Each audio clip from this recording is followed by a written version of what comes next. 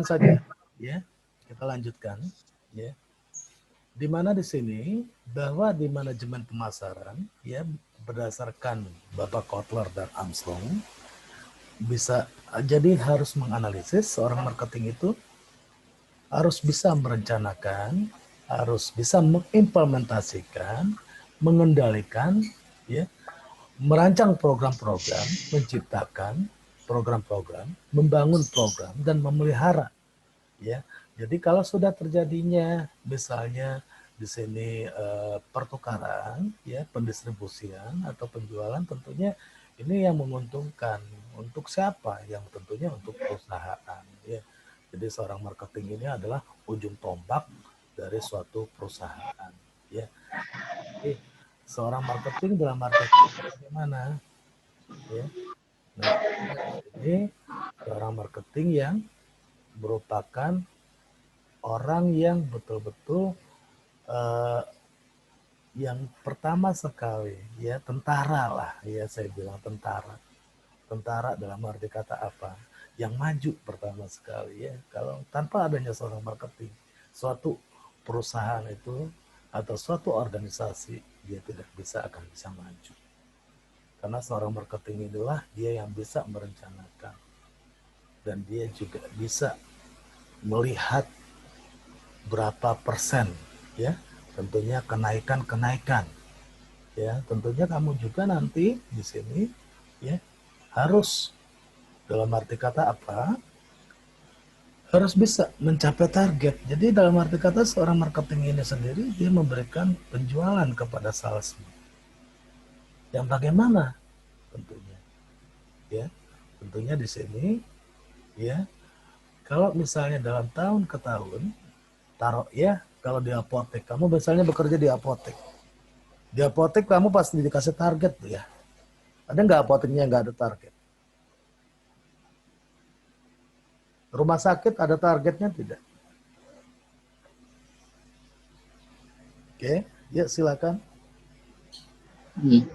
Ada, ya, targetnya, ya. Ada. Ada. Ada, Pak. Nah, pertanyaan saya, Ada, Pak. targetnya ini dari tahun ke tahun apakah tetap Naik, Pak. Biasa. naik? Nah, kesejahteraan kalian semua, Anda semua naik apa tidak? Tetap. Tidak. Tidak, Pak. Enggak, Tidak. Pak. Udah, kalau kayak gitu tinggalin perusahaannya. Kerja tempat lain. Iya. Saya mah begitu, makanya saya dulu. Ada yang naik, ada juga, Pak. Oh, ini dong sama bosnya harus negosiasi, jangan takut. Ya, kalau ada kenaikan, ada win-win solution di sini. Ada kenaikan, ya berarti ada kenaikan kesejahteraan dong, bos, gitu. Ya, kayak gitu, ya. Jadi jangan takut, ya, ya, musyawarah, ya, nggak apa-apa itu sebetulnya. Saya suka kayak gitu. Saya dulu apa coba? Ya, saya dulu begitu ingin keluar, otomatis dipertahankan, ya. Pasti mau minta naik gaji nih katanya. Akhirnya saya bilang, ya iyalah loncat, saya bilang. Karena kenapa? Tanggung jawab saya juga besar dan target jaga saya juga akan dinaikkan, saya bilang. Akhirnya saya dinaikin gitu, ya. Jadi kalau nggak dinaikin ya udah, akhirnya saya keluar gitu, ya, resign dari itu, ya. Nah, begitu, makanya saya suka berapa kali dia pindah-pindah perusahaan, itu sering sekali saya pindah-pindah perusahaan, ya. Ya. Jadi yang nggak tanpa target, ya, di sini otomatis kalau tanpa target kayak gitu, ya, otomatis kurang bagus perusahaannya, ya. Tapi ya inilah tahun 2020 ini tahun yang benar-benar yang dahsyat, semua unit usaha turun, ya. Di rumah sakit, ya, banyak pasien, tapi apalagi yang BPJS, ya, tunggakannya banyak yang terkendala, ya, dengan COVID yang sekarang, ya, ini kejadian sekarang di rumah sakit, ya, di Bogor maupun di kota lain seluruh Indonesia. Nah itulah, ya, jadi tugas kita di sini seorang marketing harus benar-benar apa sih yang diinginkan, oleh perusahaan. Tapi ada win-win solution, ya. Jadi misalnya kenaikannya berapa tahun sekarang, misalnya target di apoteknya misalnya 200 juta setahun. Tahun depan kita harus bisa menaikkan target, misalnya 20%. Ya, 20% dari 200 juta, berarti 240 juta. Ya, itu harus kita targetkan. Ya, kenapa? Karena untuk adalah sebetulnya pertama keuntungan bagi perusahaan dan yang kedua adalah untuk kesejahteraan dari karyawan. Ya. Nah, sekarang kita lanjut. Untuk secara disebut dengan manajemen, ya, adalah mencapai bagaimana proses untuk mencapai tujuan. Ya. Jadi adanya planning, organizing, actuating, dan pengawasan. Ya. Jadi ini makanya manajemen pemasaran itu tidak bisa di pemasaran itu pasti termanage. Ya, adanya perencanaan, adanya pengorganisasian atau struktur, ya, adanya hasil, ya, aktualnya bagaimana, ya, terus itu adanya controlling di sini, pengawasan, ya. Jadi manajemen pemasaran ini satu sama lain memang saling berkaitan, ya. Kita lanjutkan selanjutnya, ya. Nah, manajemen pemasaran merupakan sebagai proses analisis perencanaan penerapan program yang dirancang menciptakan membangun. Nah, di sini yang dilihat sasarannya siapa? Tentunya pasar, ya. Pasar kita siapa? Ya. Kalau ini berdasarkan pasar. Tentunya pasar kita di sini, ya kalau kita di farmasis, tentunya pasar kita adalah seorang pasien. Ya, bagaimana caranya kita memuaskan pasien. Ya. Jadi kepuasan pasien itu adalah nomor satu. Dari segi pelayanan, apa yang pertama? Misalnya kita lihat waktu tunggu, ya. Sekarang waktu tunggu untuk menyediakan obat, baik obat racikan maupun non racikan, ya, itu sudah diatur oleh Depkes. Ya, kamu bisa aja nanti, misalnya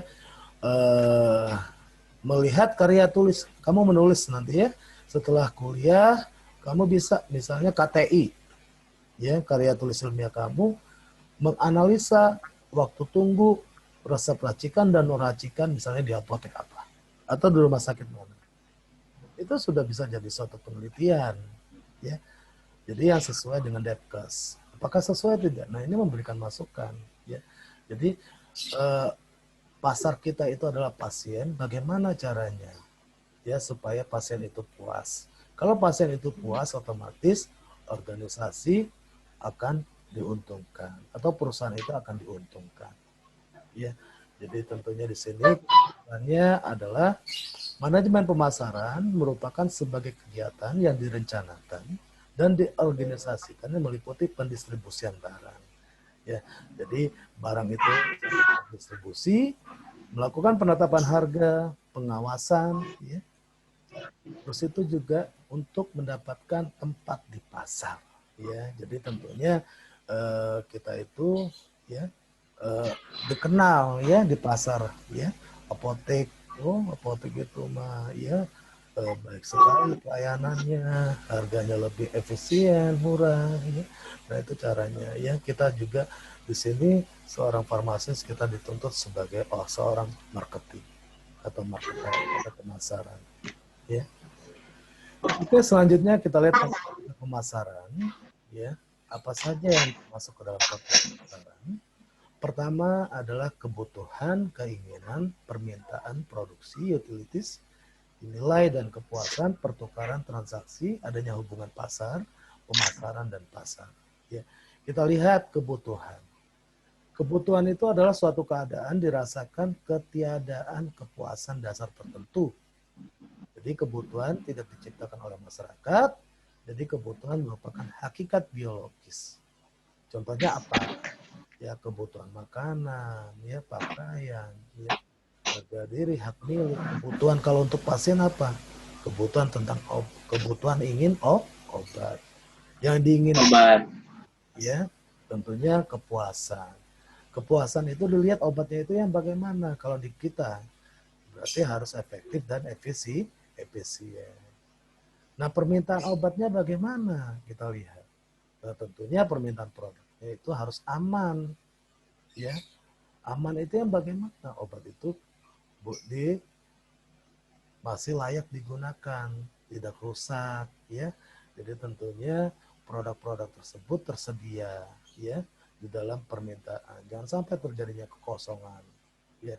Nah, inilah tugas kita seorang marketing, ya. Nah, sekarang kita lihat, ya, bagaimana antara konsep inti pemasaran, ya, yang tadi secara kita sudah jelaskan tadi, ada kebutuhan, ada keinginan dan permintaan. Apa sih yang dibutuhkan oleh pasar? Ya, apa yang diinginkan oleh pasar? Apa yang diminta oleh pasar? Ya, sekarang kalau kita kaitkan dengan zaman COVID, ya, masa pandemi. Sekarang yang dibutuhkan pasar apa? Masker. Terus apa lagi? hand sanitizer. Hand Hand sanitizer. sanitizer. Oke, terus apa lagi? Face APD. kuota internet. Kuota internet, ya, kalau kita di farmasis APD, ya, alat pelindung diri juga, ya, itu digunakan, ya, untuk di pelayanan, ya. Kuota internet juga sama, ya. Nah, itu untuk apa? Ya, untuk pembelajaran jarak jauh atau untuk kebutuhan-kebutuhan lainnya, ya, untuk berkomunikasi. Nah, tentunya kebutuhan, keinginan dan permintaan di sini, ya, baik dari segi produk yang tadi sudah kita sebutkan, ya, produknya hand sanitizer, masker, dan sampai terjadi kekosongan, ya. Nah, tentunya harus memiliki nilai-nilai, ya, nilai-nilai, ya, nilai-nilai tentunya aman, efektif, efisien, dan biayanya juga ini, ya, dan bagaimana caranya kita memberikan kepuasan.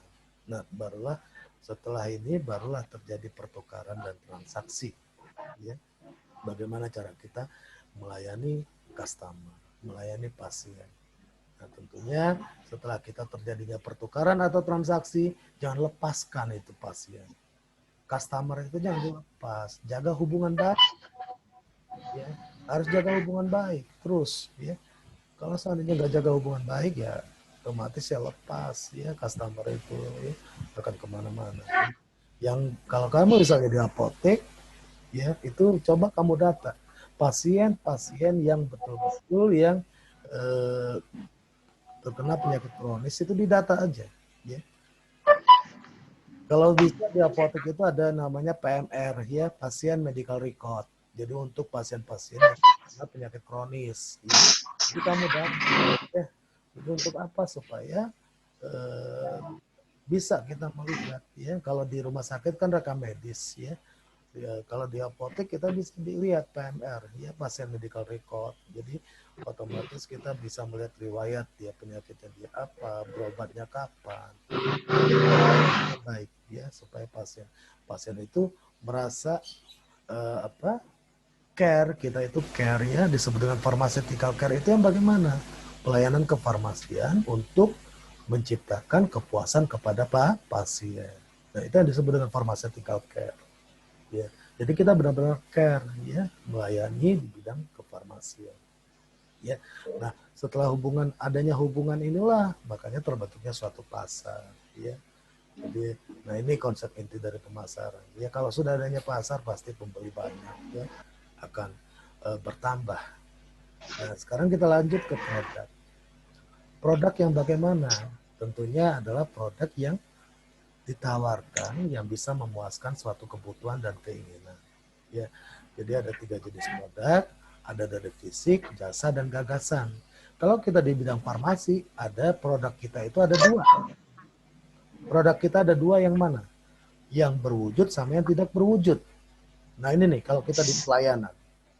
Yang berwujud itu adalah, ya, yang berwujud itu adalah obat, yang tidak berwujud itu apa? Pelayanan. Apa contohnya? Kita memberikan pelayanan yang baik, jangan, ya. Ini saya sering melihat di sini, ya, untuk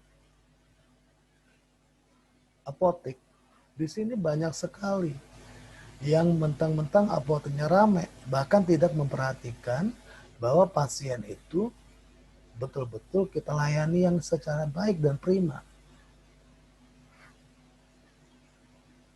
Kenapa saya bilang demikian?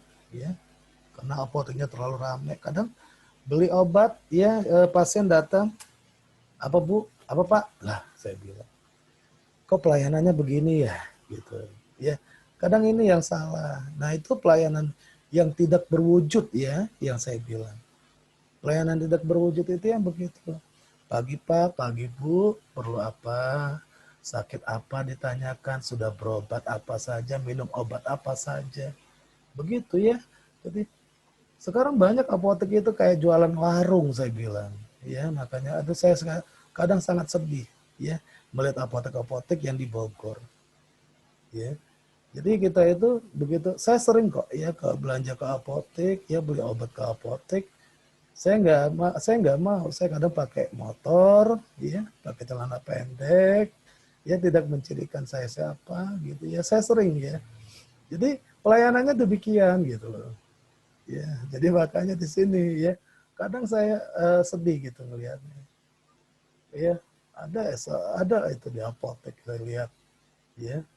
Begitu saya sampai, mau apa Pak? Waduh, saya bilang kalau boleh neduh nggak di sini, enak nggak? Enggak kan dia. Ya kan nggak enak juga gitu ya. Padahal ya jelas-jelas kalau ke apotek pasti dia akan mencari sesuatu obat yang diinginkan. Ya kasihlah salam sapa dan senyum. Ya, nah itu adalah produk nirwujud kita atau produk yang tidak berwujud. Ya, jadi jangan sampai ya eh, apa namanya? Ada satu apotek di daerah Ciomas. Saya tinggal di Ciomas. Ya, ada satu apotek sampai orangnya di PHK, dipecat sama pemilik. Ya, kenapa? Karena saya kenal sama ownernya, owner apotek tersebut. Jadi saya beli obat, ya, habis kayak gitu istri saya nelfon. Begitu istri saya nelfon, terus obat saya udah disediakan, dipanggil, ya, dipanggil kayak gitu. Habis saya karena lagi nelfon nggak kedengeran, terus akhirnya saya, gimana Mbak obat saya? Bapak gimana sih udah dipanggil beberapa kali? Astagfirullahaladzim, saya bilang, maaf, nama Anda siapa? Saya bilang, Anda anak farmasis, saya gituin kan? Ya. Terus akhirnya, iya, emang kenapa Pak? Jawabnya begitu kan? Waduh, saya bilang, betul nggak pelayanan Anda demikian? Saya bilang kayak gitu. Oh, emang kenapa sih Pak? Ya habis bapaknya ditelepon, ini kan ramai orang gini-gini, ini pasien banyak yang beli katanya. Oke baik, ya, saya telepon, ya yang owner Anda, saya kenal dengan owner Anda. Saya telepon, nama Anda siapa? Saya gituin, ya. Akhirnya kasihan juga saya, akhirnya dipecat, ya. Itulah ya, makanya tolong ya berikanlah pelayanan yang terbaik kepada pasien, ya. Jadi pelayanan betul-betul, jadi bukannya hanya beli obat langsung kasih, ya kasih pelayanan, kasih informasi obat yang baik, apalagi antibiotik, ya terjadinya resistensi obat, ya itu harus kita seorang farmasis betul-betul harus kita jaga, ya.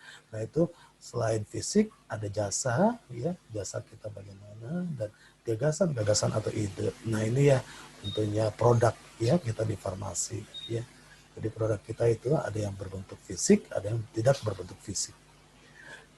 Nah ini contohnya secara umum kalau untuk perusahaan komputer kita lihat di sini ada monitor, printer, jasanya bagaimana, bisa pengiriman, pemasangan, ya.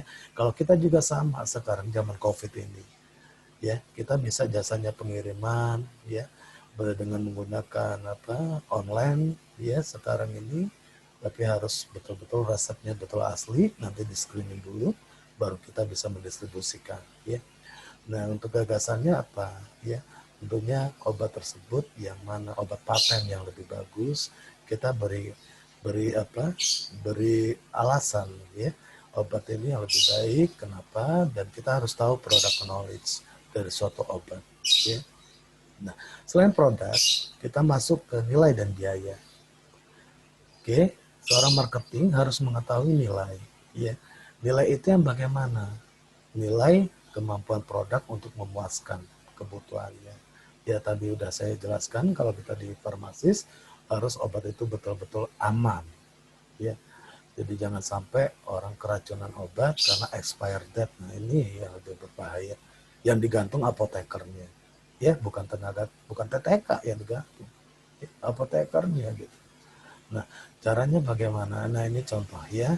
Kita bisa melihat dari keamanan, dari efek samping obat, kita lihat ya. Nah, seseorang membutuhkan alat ini secara umum. Ya, dia membutuhkan 3 kilometer setiap hari. Jadi dia memilih mobil, motor, taksi, angkot, bus, atau becak. Sama kayak kita juga di farmasis. Untuk obat kita kasih pilihan. Kalau emang obat itu tidak ada di resep, tapi kandungan zat aktifnya sama, kita bisa memberikan pilihan kepada pasien dengan nama produk yang lain. Ya, jadi kita memberikan choice product kepada pasien yang memilih. Ya, Bapak, Ibu, ini zat aktifnya sama, ya. Obat yang ada di resep ini dengan nama paten ini tidak ada, ini sama. Kelebihannya apa, keamanannya, efek sampingnya bagaimana, dijelaskan. Ya, nah itulah ya, dari situ otomatis pasien nanti bisa memilih obat mana yang kita gunakan. Ini kalau ini secara umum, ya. Kalau di farmasis begitu caranya, ya. Nah, jadi ada nilai-nilai ya yang betul-betul kita tanamkan, ya. Biayanya juga kita jelaskan. Nah, disitulah terciptanya suatu kepuasan. Nah, terus selanjutnya setelah terjadi nilai biaya dan kepuasan, adanya pertukaran dan transaksi. Ya, jadi pertukaran dan transaksi ini adalah terjadinya pendistribusian atau penjualan barang. Jadi adanya transaksi tersebut, ya, pertama ya terjadi karena ada dua belah pihak. Yang kedua memiliki sesuatu yang mungkin berharga, ya, karena berharga otomatis ya pembeli di sini dia menginginkan, ya. Terus selanjutnya bebas menerima atau menolak tawaran, ya. Terus masing-masing pihak juga berunding, ya. Jadi apakah jadi enggak ya beli obat di kita apa tidak, ya. Nah, ini menjaga hubungan baik, relationship, ya. Tentunya seorang marketing di sini dengan kepuasan yang diberikan merupakan adalah kunci-kunci, ya. Kunci-kunci kita untuk menjaga hubungan baik dari pelanggan, pemasok, distributor, ya. Nah, di sini untuk supaya menjaga bisnis atau usaha kita itu jangka panjang, ya. Pemasar yang cerdik berusaha membangun hubungan jangka panjang yang saling mempercayai dan menguntungkan. Ya, jadi betul-betul win-win solution tadi saya bilang. Ya, jadi adanya hubungan ya saling. Nah, sekarang kita lihat pasar, pemasar, dan calon pembeli itu yang bagaimana. Nah, pasar atau outlet potensial di sini di mana kita mampu melaksanakan suatu pertukaran untuk kepuasan dan keinginan dari pasien. Ya, jadi tentunya di sini apa yang diinginkan, ya, apa yang dibutuhkan. Terus supaya kalau sudah terjadinya transaksi, ya, otomatis ini terciptanya suatu tujuan organisasi. Dan begitu juga di sini, ya, kalau kita adanya suatu nilai, ya, pertukaran nilai, ya, dari suatu produk tersebut, tentunya ini yang merupakan suatu hal yang betul-betul di sini digunakan untuk orang tersebut dia mampu melihat bahwa adanya nilai aman, ya, obat tersebut ya efektif dan lebih efisien. Oke. Next selanjutnya kita lihat adanya syarat-syarat. Kok treble ya suara saya?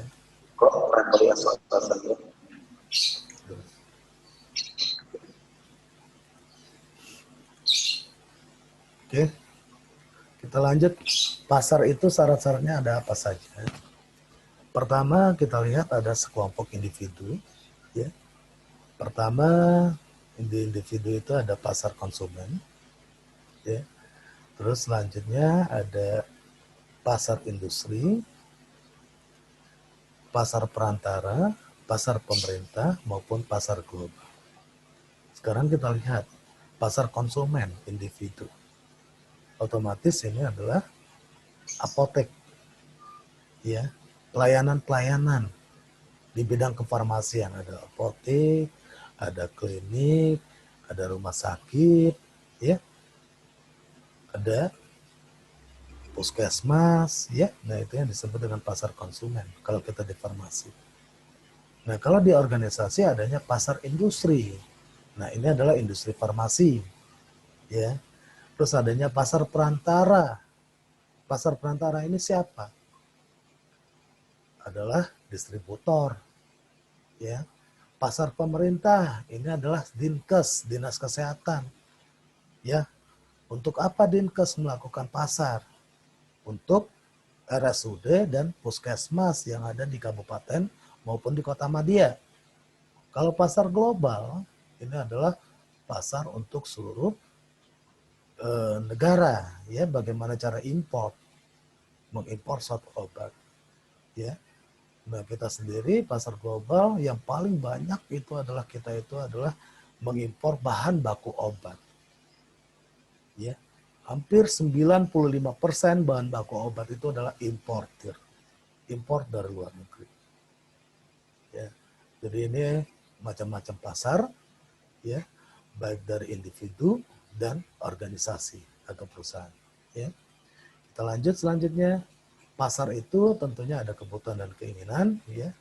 Adanya interest atau perhatian terhadap suatu produk, kita harus betul-betul perhatikan suatu produk kita, ya. Jangan sampai produk kita itu terkontaminasi, ya, dengan produk lain, ya. Contohnya apa? Ya, kita jangan menyampurkan obat luar sama obat dalam, ya. Penyimpanan di dalam gudang, ya. Kalau kamu di gudang farmasi harus tahu, ya, karena terjadinya, 10 menit lagi nih waktunya. Karena terjadinya apa? Kalau kontaminasi otomatis rusak. Nah, tentunya di sini kita betul-betul perhatikan produk kita itu betul-betul harus aman, ya. Begitu juga penyimpanan untuk yang cairan sama yang padatan, ya. Tablet sama sirup jangan disatukan. Boleh disatukan dalam satu lemari, tapi untuk sirup ditaruh di bawah, jangan di atas. Dikhawatirkan kalau di atas apa? Nanti bocor, akan tumpah luber ke bawah, ya. Nah, ini kita harus interest kepada produk kita, jangan sampai produk kita itu rusak, ya. Terus, nah, itu juga sama, itu tugas seorang marketing, ya. Kalau seandainya produk rusak, ya, tidak terjadinya suatu pertukaran. Terus selanjutnya kita lihat, ya, pembeli yang memiliki daya beli yang nyata, yang disebut dengan potensial, ya. Di sini tentunya outlet potensial kita harus betul-betul perhatikan. Oke, nah mungkin di sini, ya, materi hari ini, ya. Jadi manajemen pemasaran, ya. Jadi yang di slide adalah yang secara umum dan saya jelaskan adalah yang hubungannya kita di bidang kefarmasian, ya. Baik, di sini kira-kira ada yang ditanyakan untuk materi perkuliahan hari ini, silakan. Oke, saya stop share, ya. Oke, ada yang ditanyakan sampai di sini? Kira-kira mengerti, jelas ya pemasaran, ya. Pemasaran itu adalah marketing, ya. Beda, bukan pemasaran itu bukannya salesman, salah, ya. Salesman itu adalah bagian penjualan. Bagian pemasaran siapa? Yaitu bagian marketing, gitu, ya. Itu bedanya antara pemasaran sama salesman. Oke, sampai sini ada yang ditanyakan? Kira-kira jelas apa yang saya sampaikan pada hari ini? Jelas, Pak. Jelas, Pak. Jelas, ya, alhamdulillah. Baik. Jelas, Pak.